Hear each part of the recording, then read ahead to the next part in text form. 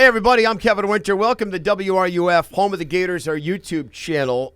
You follow us here every Monday through Friday, from noon to 6. But we are starting something new now, and we're going to try to do this as often as we can. We're going to jump on a little earlier on our YouTube channel. I am here with my producer, Justin Baxley.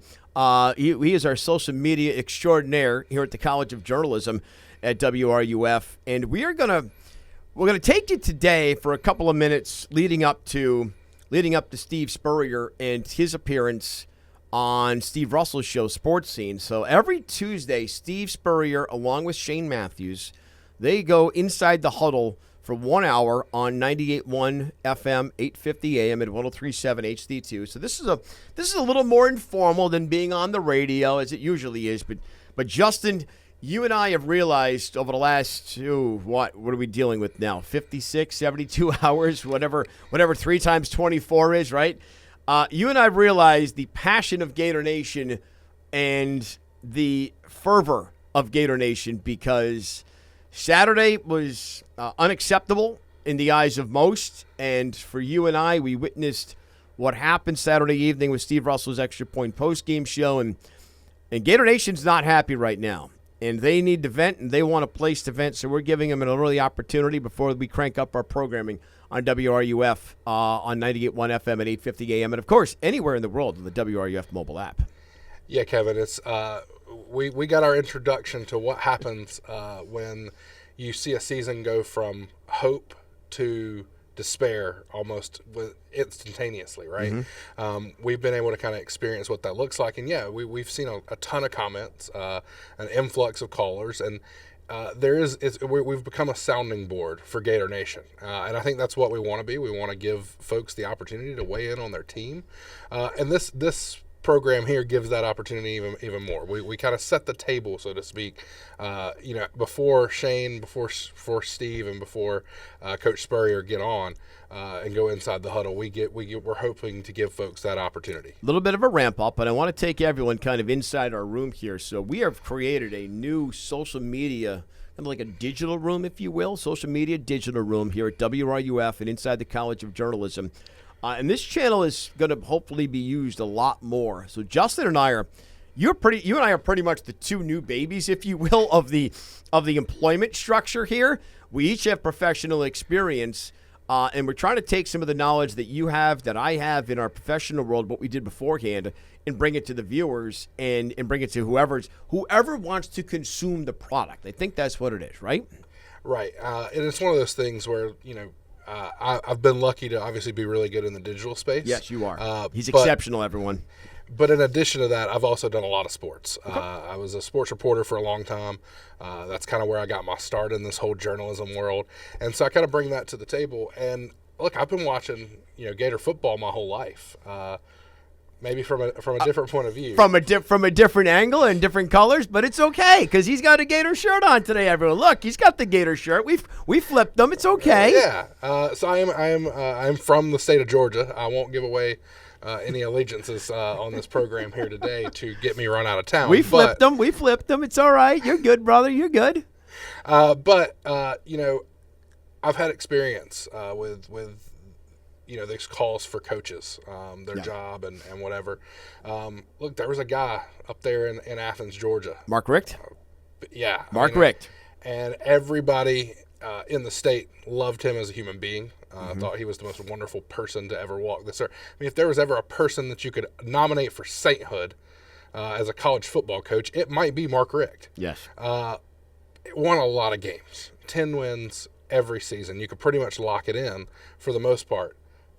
But eventually that got to be not good enough when you're watching all of your rivals, Florida included, win multiple national championships, win multiple SEC championships, and they're clinging to 2003, 2005, the close calls in 2012 and things of that nature. And so I think, I have experience with a fan base that is pent up for a very long time and then finally breaking through. Let me ask you a question. Justin Baxley, I'm Kevin Winter. You hear me each and every afternoon from 2 to 4, from 2 to 3 really, on WRUF. I host the Sports Lab. I teach students here at the University of Florida at the College of Journalism.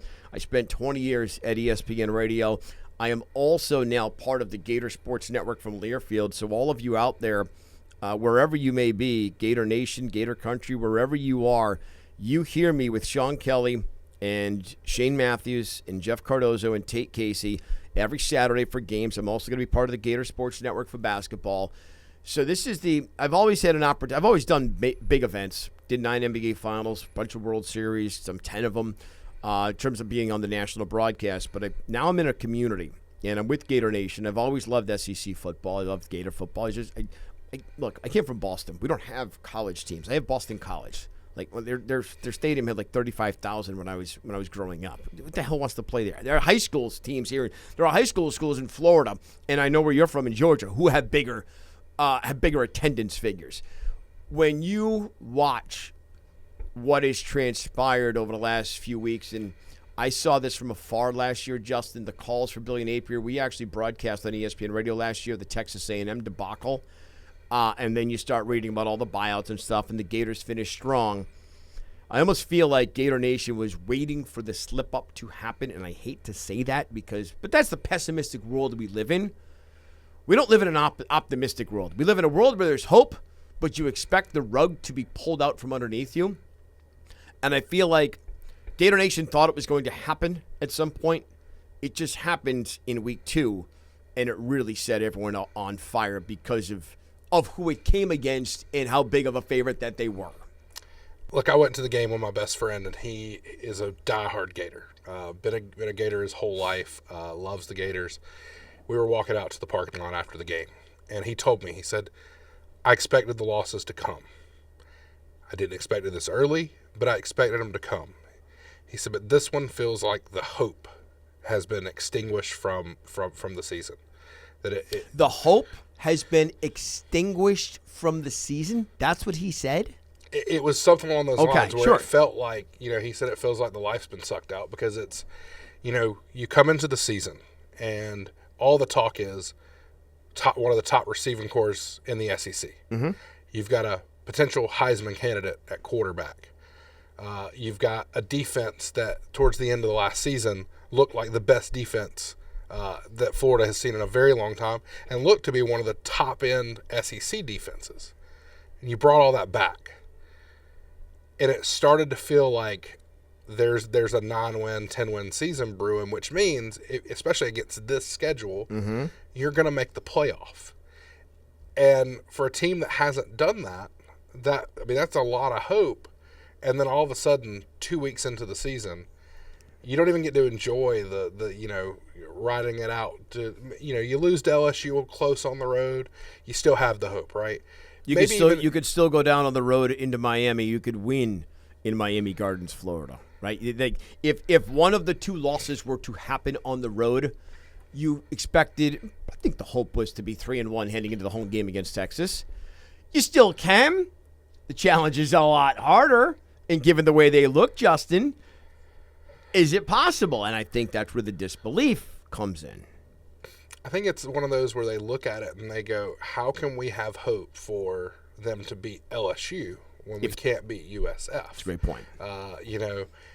How can we go and beat Miami when we can't beat USF? And then the schedule does them no favors. They get a bye week to hopefully regroup and reset.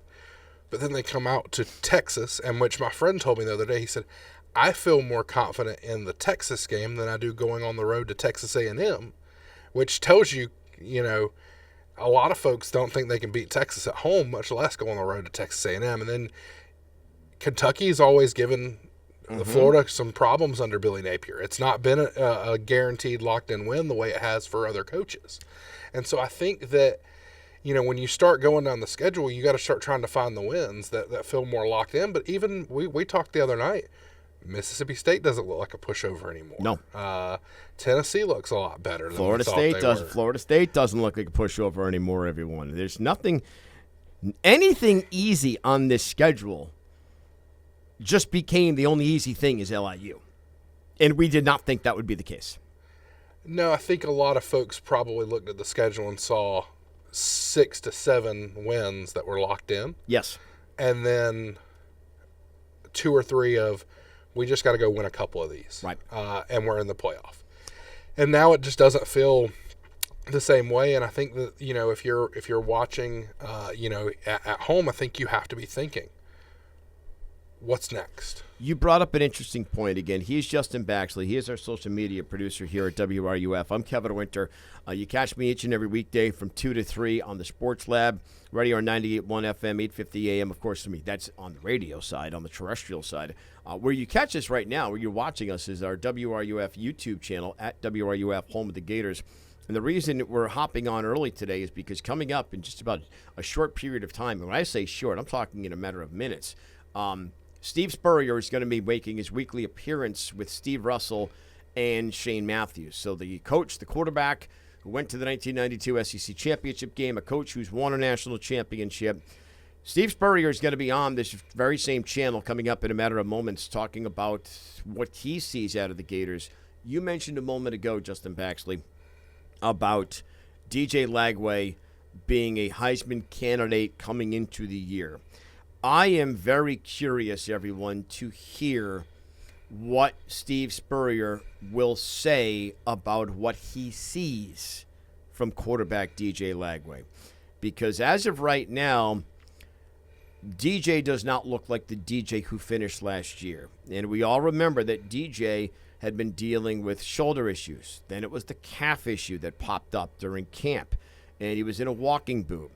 DJ is not where he needs to be from a competitor standpoint. When I say not competitor, competitor means I'm questioning his compete level. I'm not questioning DJ's compete level. I'm questioning right now his belief in his own skill set. I think, Justin, that's probably the better way to say it, because there are times out there right now DJ doesn't look confident in his own decision-making. So I'm real curious to hear what Steve Spurrier is going to say about this. Yeah, I think that everybody in Gator Nation's looking at DJ wondering what happened to the guy last year. But the reality is, if you go back and look at last year, they started winning games when he came in, right? Mm-hmm. And that we all sort of looked at it and went, oh, well, DJ Lagway's got to be the reason they're doing that, right? But was it really? I mean, the guy had 12 touchdowns to 9 interceptions. He rarely passed for over 200 yards outside of the cupcake game. Great athlete, but we've seen this before at the University of Florida. There's a guy by the name of Anthony Richardson who was a great athlete, but doesn't necessarily mean you're a great quarterback. And I'm not questioning whether DJ Lagway can be a great quarterback, because I do think he has that ability. But you're right, maybe he is questioning that, because you start looking back. How much of that last year was Jaden Ball? How much of that was the defense? How much of that was improvement on the little things? And the fact of the matter is DJ at least brought something to the table with the running game. So Graham Mertz, it was more like a statue back there. All of a sudden, defenses at least have to account for him, which what does that do? That opens up the running lanes for Jaden Ball. It opens up the running lanes for that great, deep running back core that they have. But we saw yesterday on WRUF, Shane Matthews started talking a little bit more about maybe a little less blame on Billy, and maybe looking more at the quarterback, looking a little, because we've almost kind of shielded DJ from the mistakes to some degree till now, because there was so much belief and hope that he could be the Heisman candidate. That happens often at the college level, especially. They're kids. For every student who's here at the University of Florida, or every student who's in college, the people you see, the players you see on the football field on Saturday afternoons, they're your peers. You may be in class with them the next day or later on that Monday, or they may be a year older than you, whatever it is. There's only a 4 to 5 year max, and I mean max gap. In football, it's probably even less, because they don't last that long if they're that good to go on to the next level. You're right. DJ has been shielded. I've noticed that as well, because we want to believe, which is why I'm very curious. And again, Steve Spurrier is coming up in a matter of moments here on WRUF on this YouTube channel at WRUF, home of the Gators. We're going to continue to keep this stream up and rolling all afternoon long. We want everyone to kind of keep an eye on it. And look, weigh in with your comments. Yesterday was an awesome day for us here on this channel. Listen, subscribe, watch, subscribe. If you're watching this channel and you're not subscribed, click that subscribe button, that big black button right there. Go ahead and click it. You're going to get notifications anytime this stream pops up.